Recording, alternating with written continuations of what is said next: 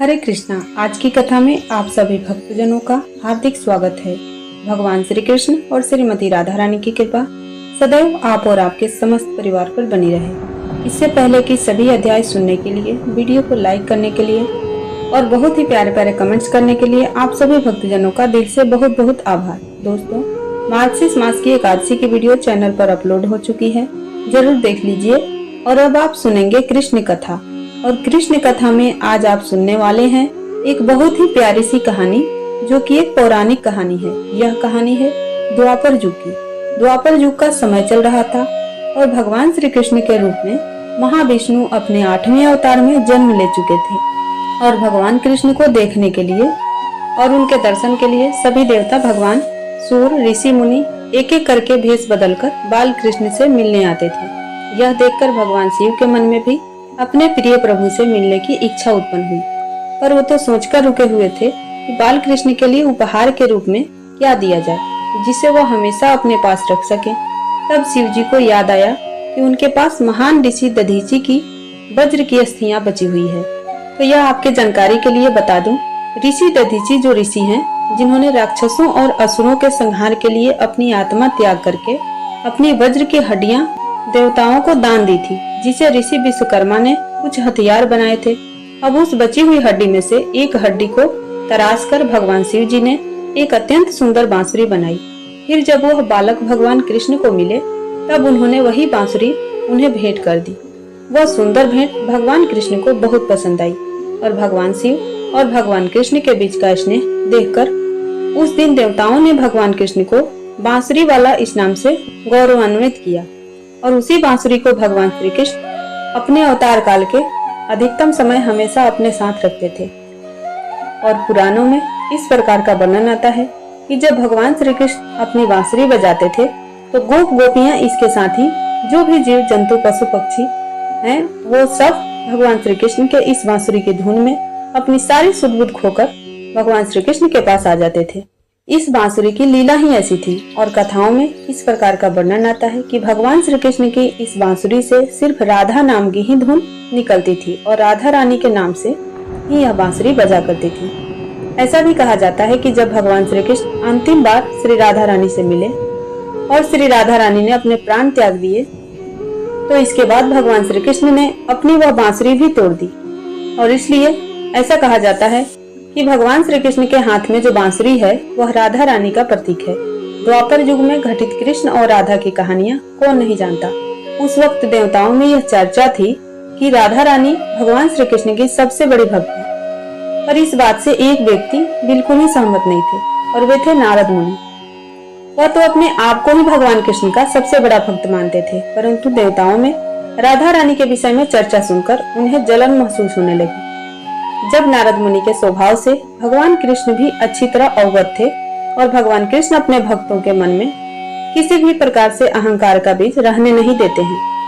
कोई ना कोई उपाय करके अहंकार को दूर कर ही देते हैं, क्योंकि किसी भी प्रकार से भक्त के मन में अगर जलन होगी, ईर्ष्या होगी, अहंकार होगा, तो भक्ति हो ही नहीं पाएगा। और भगवान श्री कृष्ण अपने भक्तों पर बहुत प्रेम रखते हैं, इसलिए भक्ति के बीच में बाधा आने वाली हर चीज को दूर कर देते हैं। अब हुआ कुछ ऐसा कि एक दिन नारद मुनि भगवान कृष्ण से मिलने द्वारकापुरी गए।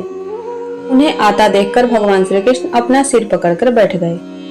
अब मुनिवर ने उन्हें देखते ही पूछा, क्या हुआ प्रभु, आप यूं सिर पकड़कर क्यों बैठ गए हैं? उस पर द्वारकाधीश ने उत्तर दिया, मुनिवर, आज हमारे सिर में बहुत पीड़ा हो रही है।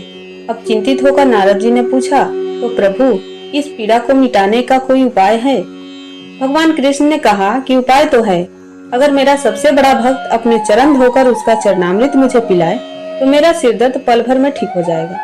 अब कृष्ण के मुख से यह उपाय सुनकर कुछ पल के लिए तो मुनिवर सोच में पड़ गए। अब हूँ तो मैं ही सबसे बड़ा कृष्ण भक्त, उसका चरणामृत प्रभु को पिलाऊंगा तो मुझे नरक जाने जितना महापाप लगेगा।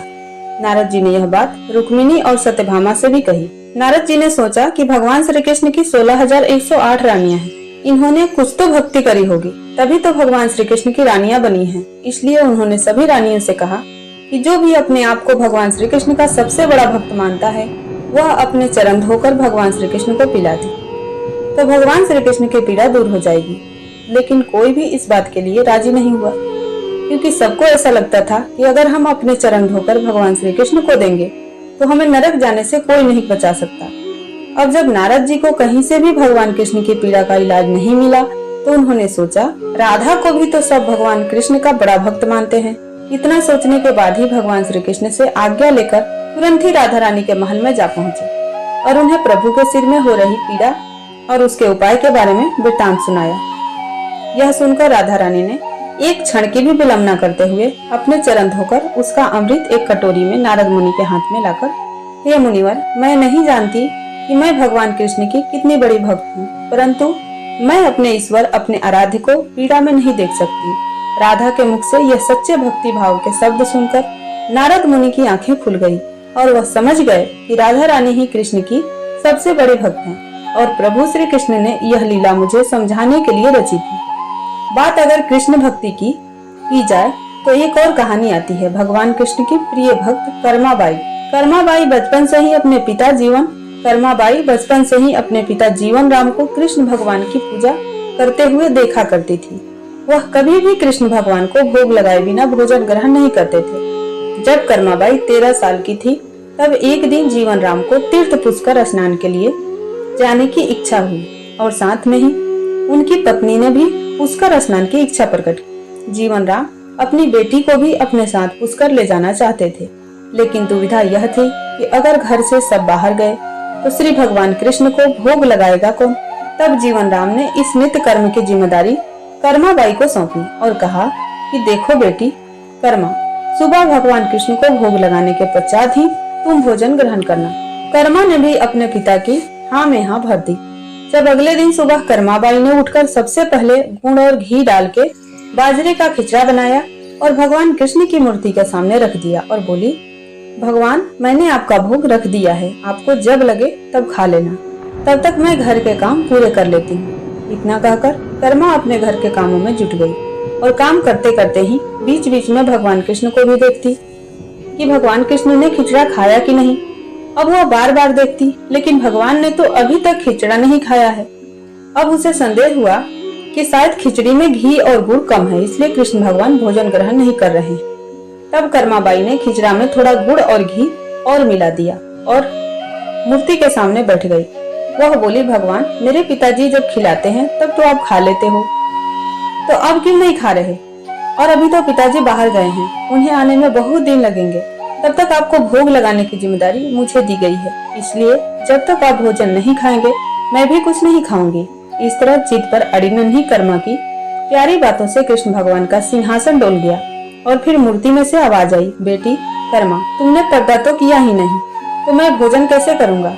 तब कर्माबाई ने मूर्ति के आगे अपनी चुनरी का पर्दा किया और कुछ ही समय में भगवान कृष्ण की मूर्ति के सामने रखी हुई खिचड़ी की थाली खाली हो गई।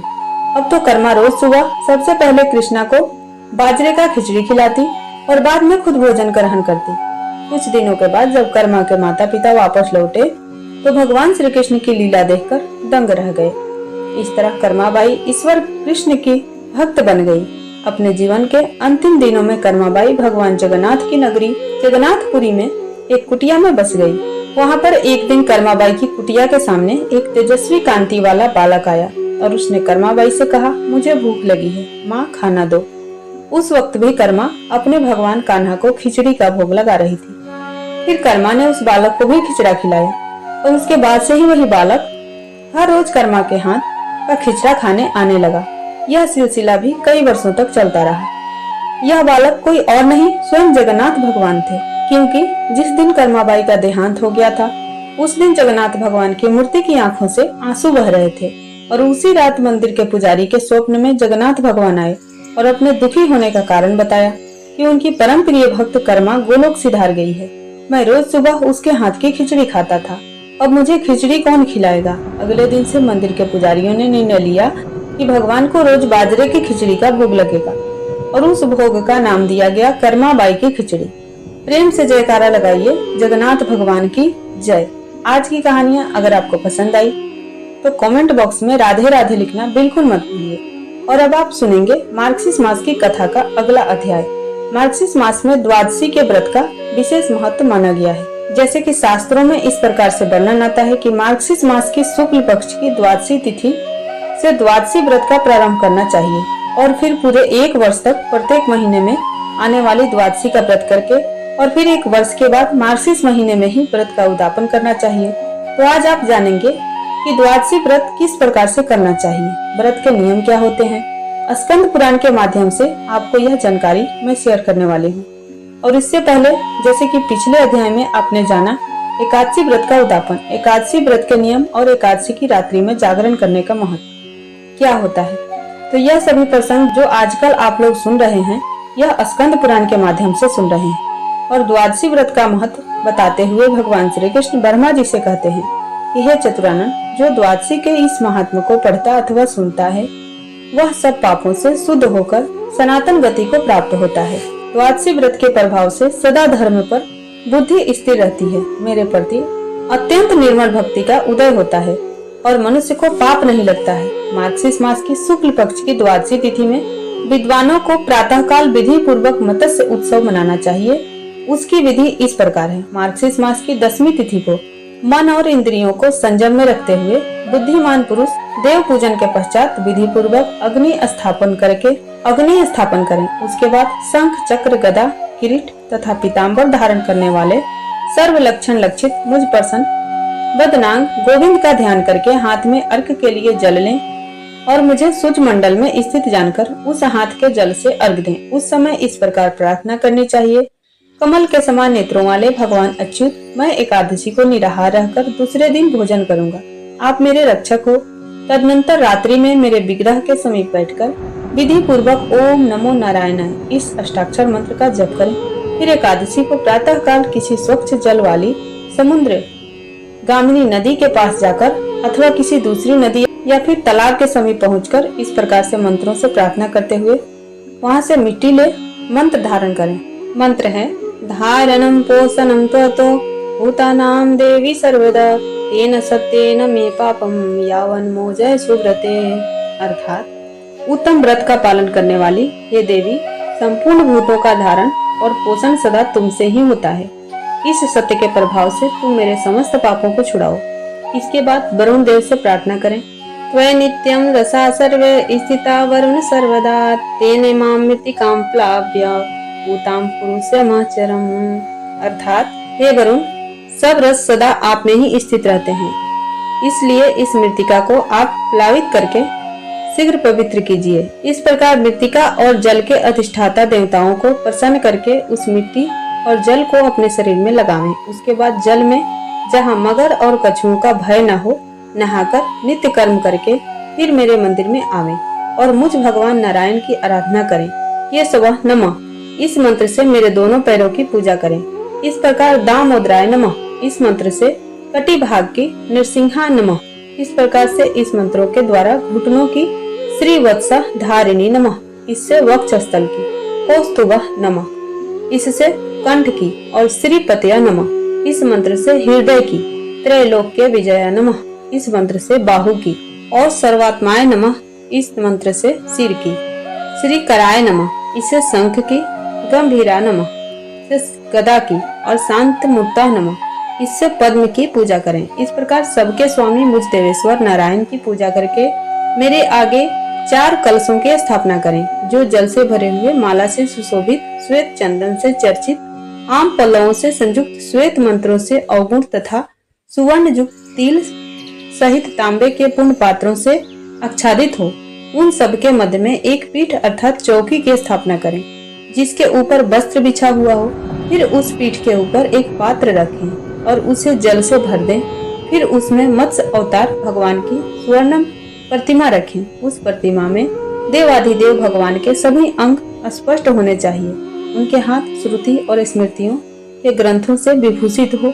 वहाँ अनेकों प्रकार के पदार्थों जैसे कि फल फूल गंध धूप और वस्त्र आदि सामग्रियों से विधि पूर्वक भगवान की पूजा करके यह प्रार्थना करें कि हे देव, हे केशव, पूर्व काल में मत्स्य रूप धारण करके आपने जिस प्रकार रसातल में गए हुए वेदों का उद्धार किया, उसी प्रकार मेरा भी इस संसार से उद्धार कीजिए। ऐसा कहकर भगवान के सामने जागरण करें। फिर प्रातः काल होने पर वे चारों कलश 4 ब्राह्मणों को दे दें।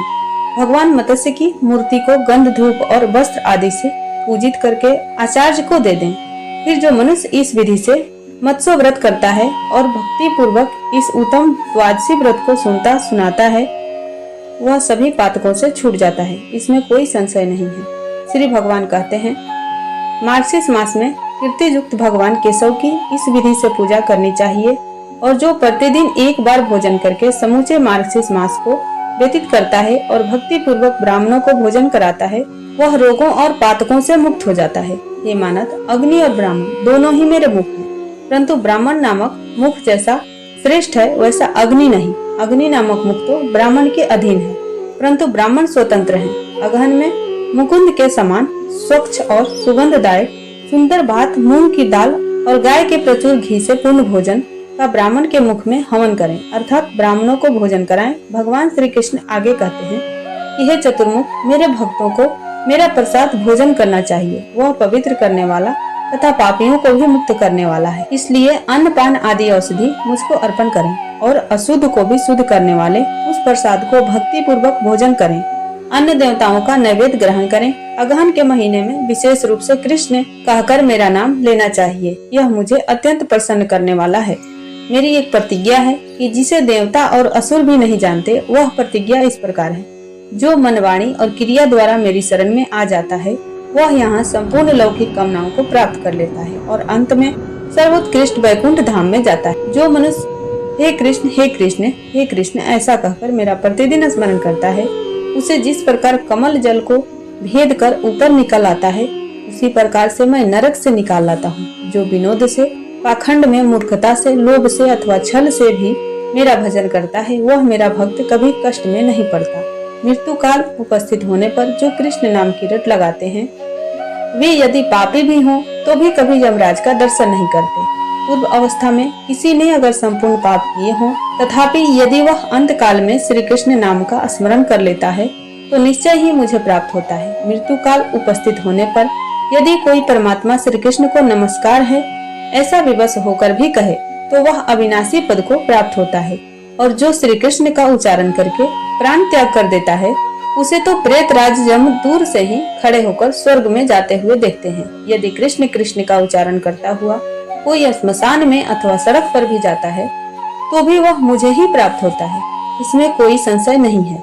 जो मेरे भक्तों का दर्शन करके कहीं मृत्यु को प्राप्त होता है, वह मनुष्य मेरा स्मरण किए बिना भी मोक्ष प्राप्त कर लेता है। बेटा, पाप रूपी प्रज्वलित अग्नि से भय या न करो।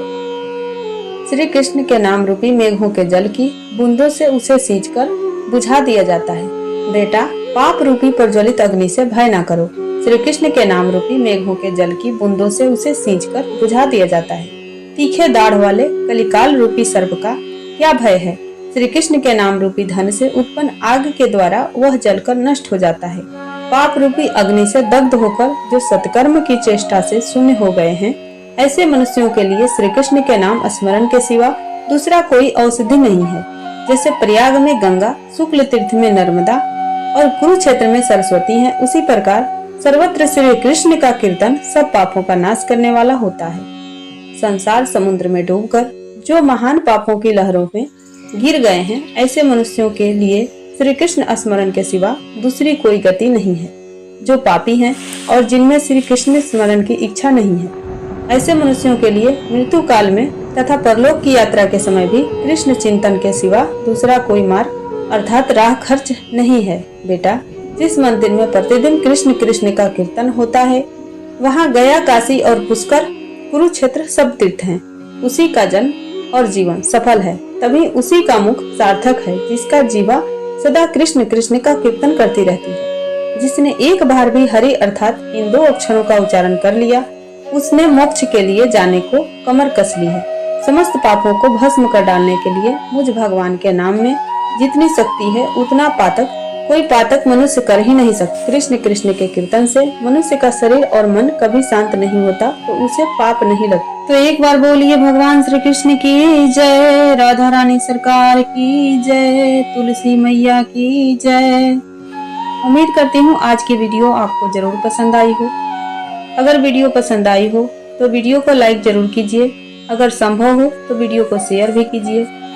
और चैनल पर पहली बार आए हैं, अगर अभी तक आपने चैनल को सब्सक्राइब नहीं किया है, तो आज की वीडियो अगर आपको अच्छी लगे तो चैनल को सब्सक्राइब करके बेल आइकन को जरूर प्रेस कर लीजिए। इससे यह होगा कि इस चैनल पर जो भी नई वीडियो अपलोड होंगी उनकी नोटिफिकेशन आपको सही समय पर प्राप्त होगी। मिलती हूँ मैं आपसे अगली वीडियो में, तब तक के लिए जय श्री राधे।